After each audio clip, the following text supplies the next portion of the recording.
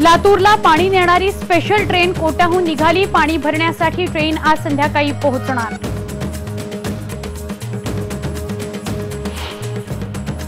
आदिवासींसाठी सरकारची कागदावर कोट्यवधींची तरतूद, पण आदिवासी महिलांना अजूनही घोटभर पाण्यासाठी धोक्यात घालावा लागतोय जीव।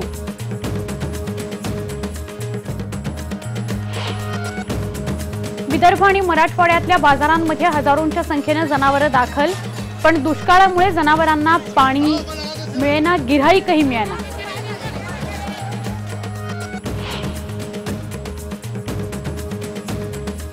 पाण्याविना मुक्या जीवांची ही तडफड। पाणी पिताना माकड पडलं विहिरीत। 4 तासांच्या प्रयत्नानंतर गावकऱ्यांनी काढलं बाहेर।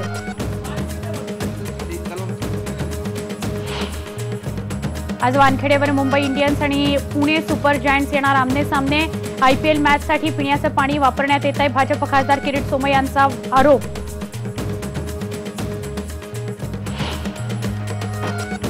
आणि साताऱ्यात गोपाळ समाजाने दिली जात पंचायतीला मुठमाती। अनिसच्या पुढाकारानं कराडमध्ये झालेल्या बैठकीत निर्णय।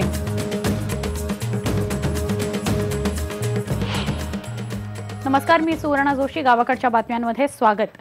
लातूरला पाणी नेणारी स्पेशल गुड ट्रेन अखेर कोट्याहून मिरजकडे रवाना झाली आहे। ही स्पेशल ट्रेन काल दुपारीच कोट्याहून निघाली आहे आणि आज संध्याकाळपर्यंत मिरजला ती पोहोचणं अपेक्षित आहे।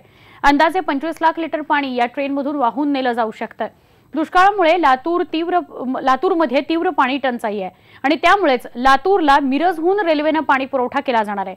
खरं तर लातूरसाठी रेल्वे मंत्र्यांनी 2 गुड ट्रेन्स उपलब्ध करून दिलेल्या आहेत। त्यातली पहिली ट्रेन मिरजच्या वाटेवर आहे, तर दुसरी ट्रेन ही 15 एप्रिल पर्यंत मिळेल अशी माहिती रेल्वे विभागाकडून देण्यात आली आहे। लातूरला रेल्वे मार्गे पाणी देण्यासाठी मिरज रेल्वे जंक्शनवर 2.5 किलोमीटरची नवी पाईपलाईन टाकण्याचं काम सुरू आहे। रेल्वेच्या जलशुद्धीकरण केंद्रापासून ते रेल्वेच्या टँकरमध्ये पाणी भरण्यापर्यंत नवीन पाईपलाईन टाकली जाते। ती टाकण्यासाठी पुढचे 3-4 दिवस लागणार आहेत अशी माहिती सांगलीचे जिल्हाधिकारी शेखर गायकवाड यांनी दिली। आपलं 4थ्या दिवशी इथून आपल्याला पहिली ट्रेन सोडता येईल आणि शासनाने जे काही आश्वासन दिलं होतं की 15 दिवसात लातूरला आम्ही पाणी पुरवू, त्याच्याच पूर्वी कदाचित आम्ही लातूरमध्ये पाणी पोहोचवू हे नक्की आहे। बुलढाणा जिल्ह्यामध्ये दुष्काळाच्या झळा दिवसेंदिवस तीव्र होताना दिसत आहेत। दुष्काळामुळे जनावरांच्या चारा आणि पाण्याचेही हाल होत आहेत। त्यामुळे शेतकऱ्यांनी आपली जनावरं विकायला काढली आहेत। जनावरं विकायला काढल्यानं बाजारात हजारोंच्या संख्येने जनावरं दाखल झाली आहेत, मात्र या जनावरांना गिऱ्हाईकच मिळत नाहीये। गोवंश हत्या बंदी आणि दुष्काळामुळे जनावरांची विक्रीही होत नाहीये, त्यामुळे शेतकरी अधिक चिंतेत आलाय। दुष्काळामुळे शेतात काही पिकलंच नाही, माणसांनाच प्यायला पाणी मिळेनासं झालं तर जनावरांना कुठून देणार, हा प्रश्न शेतकऱ्यांसमोर उभा ठाकलाय। आदिवासी भागासाठी सरकार कोट्यवधी रुपये खर्च करत असलं तरी छत्तीसगड सीमेलगत असलेल्या गडचिरोली जिल्ह्यातल्या पुल्लीगुडम आणि कोपेला या 2 गावांमध्ये आदिवासी महिलांना पडक्या विहिरीतून जीव धोक्यात घालून पाणी काढावं लागतंय। विहिरीतलं पाणी हे घोडभर आहे आणि ते सुद्धा दूषित आहे, त्यामुळे आदिवासींचं आरोग्यच धोक्यात आलंय। सिरोंचा तालुक्यातल्या अतिदुर्गम अशा गावातून याचा एक्सक्लुझिव्ह आढावा घेतला आमचे प्रतिनिधी महेश तिवारी यांनी आणि त्या माध्यमातूनच हे सत्य समोर आलंय की कुठेतरी घोडभर पाण्यासाठी असं खालपर्यंत विहिरीत उतरावं लागतंय आणि जे काही थेंबभर पाणी मिळतं त्याच्यावरच समाधान मानावं लागतंय।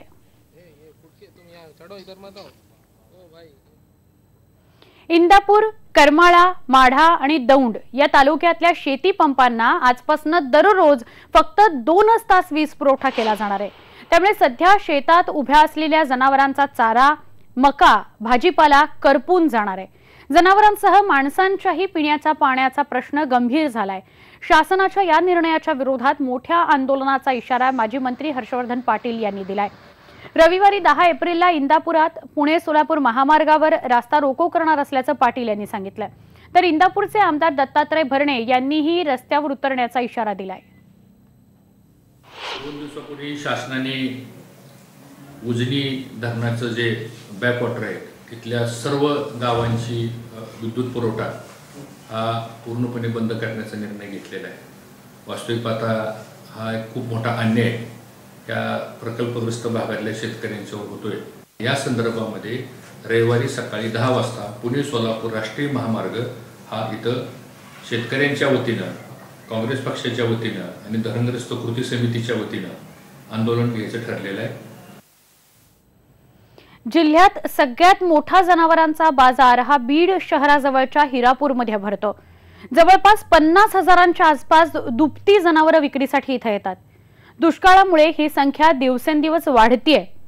दुसरीकडे खरेदीदार कमी असल्याने जनावरांना कमी किमतीत विकावं लागतंय। पाहूयात यावरचा एक स्पेशल रिपोर्ट।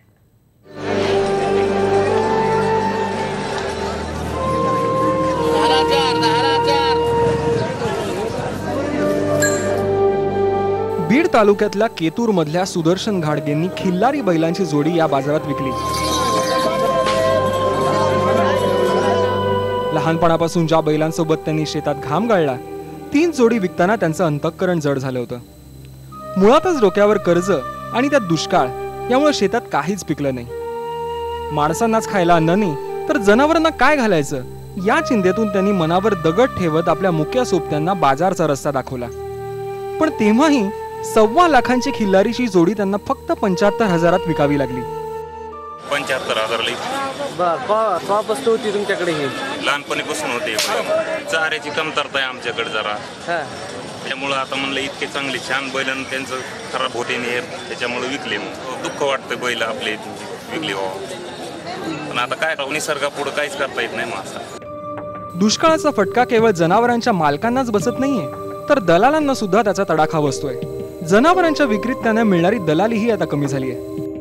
माल जे आम्ही खरेदी विक्री दरवर्षी करीत होतो तो माल बी घेतला तर इकाना, घरी नेला तर त्याला बी चाऱ्याचं वांदं पाण्याचं वांदं सगळं, कुणाला उधार विकला तर ते पैसे घेऊन येत नाही, दिले इकून तिकून तो माणूस आता एक जणाला दिले आम्ही असे 4 बैल, तो माणूस फरार आहे सध्या, आता पैसे नाहीत काय नाही त्याच्याकडे। शेतकरी काय माल घेत नाहीत, 5-5, 6-6 बैल विकत होते आता 2-2 बैल सुद्धा विकत नाहीत। काही दिले लोक शेतकऱ्याकडे पैसा नसल्यामुळे ते व्यवहार बी फिरत नाही, खाण्याची टंचाई, पाण्याची टंचाई। या बाजारामध्ये जनावरांची विक्री मोठ्या प्रमाणावर होताना दिसते, परंतु आज या बाजारात शेतकऱ्यांनी जनावरे विक्रीसाठी आणले होते, परंतु खरेदीदार नसल्या कारणामुळे त्यांना वापस हात हलवत वापस घेऊन जायची वेळ आलेली आहे। या दुष्काळानं जनावरांवर उपासमारीची वेळ आणली आहे, त्याचबरोबर त्यांच्या खरेदी विक्रीवर अवलंबून असणारी यंत्रणाही दुष्काळात होत पडते। शशी केवडकर, IBN लोकमत, बीड। एकीकडे पडलेला कमी पाऊस आणि दुसरीकडे तापमानात झालेली भरमसाठ वाढ यामुळे जंगलातील नदी नाले कोरडे पडलेत आणि वन्य प्राण्यांच्याही जीवावर बेततंय। पाण्याच्या शोधात वन्य प्राणी शहराकडे धाव घेत आहेत। अशीच एक घटना मनमाडपासून जवळ असलेल्या माळेगाव कर्यामध्ये घडली आहे। पाण्याच्या शोधात खोल विहिरीत पडलेल्या एका माकडाला वन विभागाचे कर्मचारी आणि ग्रामस्थांनी आपला जीव धोक्यात घालून सुखरूप बाहेर काढलं।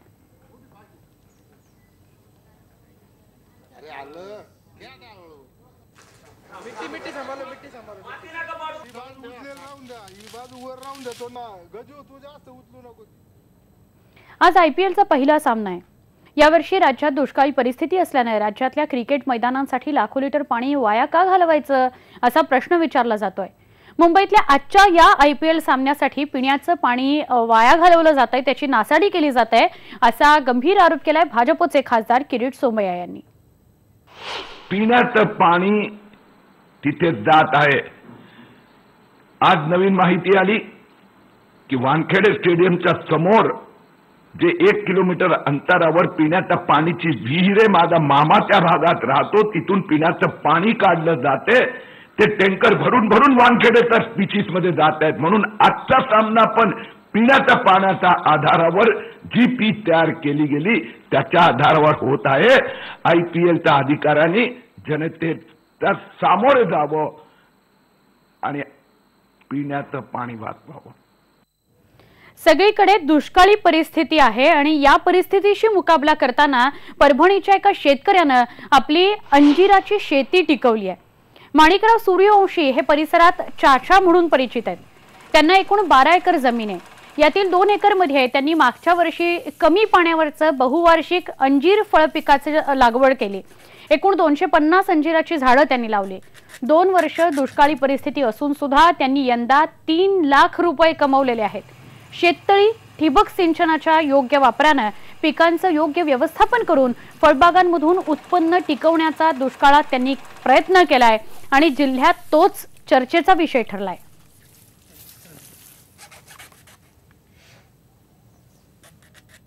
गुढीपाडव्याला शनी शिंगणापूरला शनीच्या चौथऱ्यावर महिलांना प्रवेश देण्यात आलाय। त्यानंतर सलग दुसऱ्या दिवशीही महिलांनी चौथऱ्यावर जाऊन शनीचं दर्शन घेतलंय।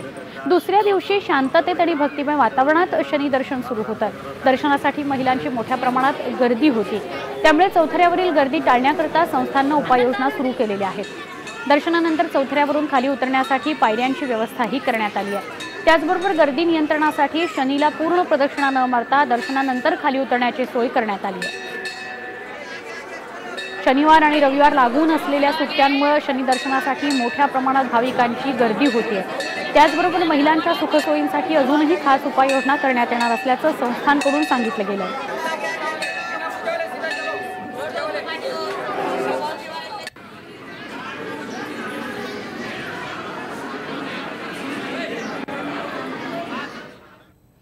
तर शनी शिंगणापुरात 2 दिवस सलग जे काही मंदिर प्रवेश किंवा चौथरा प्रवेश महिलांना मिळतोय, त्याच्या पाठोपाठ नाशिकच्या त्र्यंबकेश्वर मंदिराच्या प्रवेशद्वारावर पोलीस बंदोबस्त वाढवला गेलाय। कारण भूमाता ब्रिगेडच्या महिलांनी शनी शिंगणापूर चौथऱ्याच्या प्रवेशानंतर आता पुणे स्वराज महिला संघटनेच्या महिला मंदिरातील गर्भगृहामध्ये प्रवेश करण्याकरता त्र्यंबकमध्ये दाखल झालेल्या आहेत।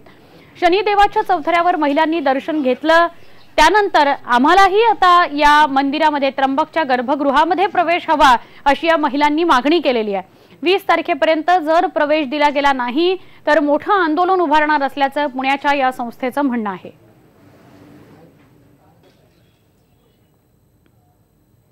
तर भूमाता ब्रिगेडनं शनी शिंगणापूर नंतर कोल्हापूरच्या अंबाबाई मंदिरात प्रवेशासाठी लढा देणार असल्याचं समजतंय। तसा निर्धारच तृप्ती देसाईंनी केलाय। तृप्ती देसाईंना कोल्हापूरची रणरागिणी संघटना विरोध करणार आहे। 50,000 महिला भूमाता विरोधात उभ्या राहणार असल्याचा दावा रणरागिणी संघटना करतेय। हिंदू जनजागृती समिती प्रणित रणरागिणी ही संघटना आहे आणि या संघटनेने कोल्हापूरमध्ये हा मेळावा घेतलेला आहे आणि याच संघटनेच्या पदाधिकारी आणि कार्यकर्त्या महिला आपल्या सोबत आहेत। तृप्ती देसाईंनी इशारा दिलेला आहे, त्या पार्श्वभूमीवर हा तुमचा मेळावा आज पार पडलेला आहे। काय तुम्ही प्रति इशारा देताय तृप्ती देसाई यांना? तृप्ती देसाई आणि भूमाता ब्रिगेड आहे किंवा आधुनिकतावादी विचारांच्या या ज्या काही महिला आहेत यांनी वारंवार हिंदूंच्या धर्म परंपरांच्या भंजनाचा प्रयत्न आजपर्यंत अनेक वेळा केलेला आहे। हिंदू जनजागृती समिती प्रणित रणरागिणी शाखा या धर्म परंपरांच्या रक्षणासाठी आज रस्त्यावर उतरलेली आहे। जर त्या 5,000 जणी येणार असतील तर 50,000 जणी धर्म परंपरांच्या रक्षणासाठी सिद्ध होतील असं मला इकडे सांगावंसं वाटतं। आणि ज्या धर्म परंपरा आमच्या हजारो वर्ष चालत आलेल्या आहेत, ज्या आम्ही धर्म परंपरा पाळत आहोत, त्या ह्या धर्महानी ज्या धर्मद्रोही महिला आहेत त्या मोडण्याचा प्रयत्न करतात। शनी शिंगणापूरला आणि मोडला, पण कोल्हापूरला आम्ही मोडू देणार नाही आहोत। ह्या ब्रिगेडी महिलांचं असं मत आहे की सगळ्या हिंदूंच्या परंपरा मोडल्या पाहिजेत, हिंदूंच्या परंपरा कुठेही राहिल्या नाही पाहिजे आणि ह्या सगळ्या संपवायच्या आहेत आम्हाला। म्हणूनच आम्ही रणरागिणी संस्था आज आम्ही प्रारंभ करतोय गुढीपाडव्याचं। जयतु हिंदू राष्ट्रम। तुम्ही काय सांगाल? एक तर अंबाबाई ही देवीच आहे, मग महिलांना गाभाऱ्यात प्रवेश का नको, का विरोध आहे? देवी आणि महिला ह्यात फरक आहे। देवी आणि महिला एक म्हणते तर प्रत्येक महिला मग देवी म्हणून तिथे जाऊन थांबायला पाहिजे ना। मग कायदा सुव्यवस्थेचा प्रश्न निर्माण झाला तरी पण दर्शन घेऊन देणार नाही। 13 एप्रिलला अंबाबाई मंदिराच्या गर्भकुंडामध्ये जाण्याचा इशारा तृप्ती देसाई यांनी दिला आहे, तर दुसरीकडे रणरागिणी या संघटनेनं मात्र त्यांना रोखू असा इशारा दिला आहे। त्यामुळे नक्कीच कोल्हापूरमध्ये 13 तारखेला कायदा सुव्यवस्थेचा प्रश्न निर्माण होऊ शकतो। त्यामुळे नेमकं 13 तारखेला काय घडतं हे बघणं महत्त्वाचं ठरणार आहे। व्हिडिओ जर्नलिस्ट प्रमोद सौंदडेसह संदीप राजगोळकर, IBN लोकमत, कोल्हापूर। एक छोटासा ब्रेक, पहा फक्त IBN लोकमत।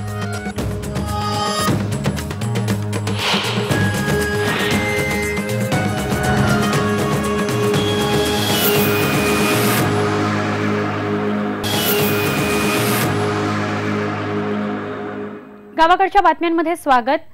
गोपाळ समाजाने आपली जात पंचायत बरखास्त करण्याचे ठरवलेलं आहे आणि ती बरखास्त झाली आहे। कराडमध्ये गोपाळ समाजाची बैठक पार पडली। या बैठकीमध्ये ही जात पंचायत बरखास्त करण्याचा निर्णय घेण्यात आलेला आहे। अनिष्ठ रूढी परंपरांना या बैठकीत मुठमाती देण्यात आली। आपण हा जो व्हिडिओ बघताय हा IBN लोकमतने सगळ्या प्रेक्षकांपर्यंत पोहोचवलेला होता। एक मुलगी आणि तिच्या वडिलांना या जात पंचायतीने प्रचंड मारहाण केलेली होती आणि या बातमीला वाचा फोडण्यात आली होती। या या जात पंचायतीला या बाप आणि लेकीचे अनैतिक संबंध असा संशय होता आणि त्यावरून ही मारहाण करण्यात आलेली होती। जेव्हा IBN लोकमतने याला वाचा फोडली त्यानंतर अनिस सुद्धा सोबत आलं आणि हमीद दाभोलकर या बैठकीला उपस्थित होते जिथे हा महत्त्वपूर्ण निर्णय घेतला गेलेला आहे। गोपाळ समाजाने जात पंचायतीला तिलांजली देऊन परिवर्तनाच्या नव्या बदलांना सामोरं जाण्याचं ठरवलं आणि नव्या व्यवस्थेची नव्या विचार परिवर्तनाची गुढी त्यांनी उभारली। अमरावती जवळच्या भानखेडा जंगलामध्ये 100 कोटी रुपये खर्च करून विश्वस्तरीय संत कवरराम धामचं भूमिपूजन उद्या होणार आहे। मुख्यमंत्री देवेंद्र फडणवीस यांच्या हस्ते भूमिपूजन होणार आहे। मात्र ही जागा अद्याप अकृषक झालेली नाहीये आणि बांधकामाची परवानगी महसूल विभागाने दिलेली नाही असं तहसीलदार म्हणतात। या ठिकाणी मोठ्या प्रमाणात बिबट्या, नीलगाय, सांबर इत्यादी जनावरांचा वावर आहे, त्यामुळे वन्यप्रेमींनी या जागेवर हे धाम उभारण्यास विरोध केलेला आहे। या ट्रस्ट जवळ केवळ 2 हेक्टर जमीन असून काही जमीन ही देणगी मिळणार आहे, तर 25 एकर वनविभागाच्या जमिनीची मागणी करण्यात आलेली आहे। बांधकामाची परवानगी नसल्याचं खुद्द ट्रस्टच्या अध्यक्षांनी कबूल केलेलं आहे। नगर रचनाकार मॅप सँक्शन करून दिल्यानंतर मग इतर NOCs घेऊन आम्ही येण्याची परवानगी त्यांना देतो अकृषकची, ती अजून आम्ही त्यांना देऊ शकलेलो नाही आहे। आणि येणे झाल्यानंतर मग आता नवीन याच्यानुसार की ग्रामीण भागात जरी असेल माळेगावमध्ये त्याची परमिशन जी आहे बांधकामाची तहसीलदार म्हणून मला द्यायची, तेव्हा त्याच्याकरता आम्हाला येण्याची गरज आहे। येणे झाल्यानंतरच आम्ही त्यांना बांधकामाची परवानगी देऊ शकतो। म्हणजे तहसीलदारच खुद्द सांगतायत की काही परवानग्या येणं बाकी आणि तरी सुद्धा या धामचं मुख्यमंत्र्यांच्या हस्ते उद्या भूमिपूजन केलं जात आहे। एक छोटासा आपण ब्रेक घेणार आहोत, अजून काही बातम्या पाहूया। पहा फक्त IBN लोकमत।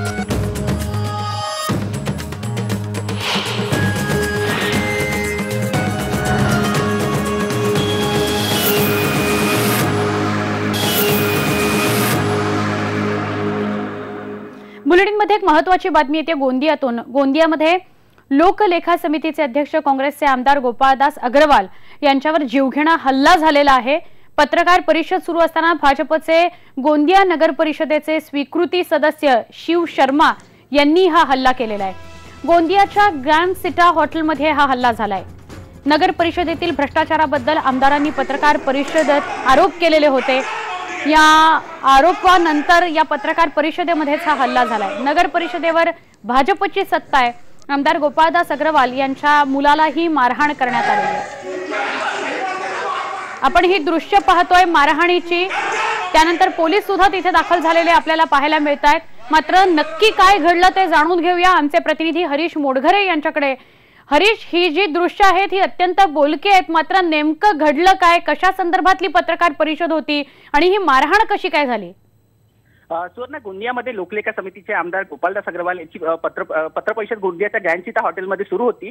आमदार गोपाळदास अग्रवाल यांच्याकडून गोंदिया विधानसभा क्षेत्रामध्ये केलेल्या विकास कामांचा आढावा ते पत्रकारांसमोर सादर करत होते। त्याचवेळी गोंदिया नगर परिषदेचे स्वीकृती सदस्य शिव शर्मा यांनी पत्र परिषदेमध्ये येऊन गोपाळदास अग्रवाल आणि त्यांच्या मुलाला बेदम मारहाण केलेली आहे। आपण ते सगळे दृश्यामध्ये पाहू शकतो त्या ठिकाणी कशा पद्धतीने त्यांना लाथाबुक्क्याने मारहाण केलेली आहे। एकंदरीत या घटनेची संपूर्ण गोंदियामध्ये निंदा करण्यात येत आहे। यावेळी गोंदिया जिल्हा परिषदेच्या अध्यक्षा उषा मेंढे ह्या उपस्थित होत्या, PG कटरे सेक्शन सभापती हे उपस्थित होते। सध्या आता आमदार गोपाळदास अग्रवाल यांच्यावर गोंदियाच्या ग्रँड सिटा हॉटेलमध्येच डॉक्टरांना बोलून प्राथमिक उपचार सुरू आहे। सुवर्ण, नक्की ही जी पत्रकार परिषद घेतली जात होती ती भाजपच्या आमदाराकडून घेतली जात होती का आणि कुठल्या पक्षाच्या या नेत्याने या अधिकाऱ्याने हल्ला केलाय? सुवर्ण, ही पत्र परिषद गोंदियाचे जे आमदार काँग्रेस पक्षाचे आमदार गोपाळदास अग्रवाल यांची काँग्रेसचे आमदार आहेत गोपाळदास अग्रवाल यांची पत्र परिषद सुरू होती आणि त्याच वेळेला गोंदिया नगर परिषदेचे स्वीकृती सदस्य शिव शर्मा यांनी त्या पत्रकार परिषदेमध्ये एंट्री केली आणि मध्यदिंद अवस्थेमध्ये ते होते। त्यांनी गोपाळदास अग्रवाल आणि त्यांचे जे सुपुत्र आहेत विशाल अग्रवाल यांना मारहाण करत बेदम मारहाण केलेली आहे आणि त्यांना खाली पाडलं। या घटनेची तक्रार लगेच पोलिसांना करण्यात आलेली आहे। सुवर्ण, नक्की धन्यवाद हरीश, आपण ही माहिती दिल्याबद्दल। आपण ही दृश्य पाहणार आहोत, काय नेमकं घडलं आणि कसा प्रकार घडलेला आहे ते। काँग्रेसचे आमदार आहेत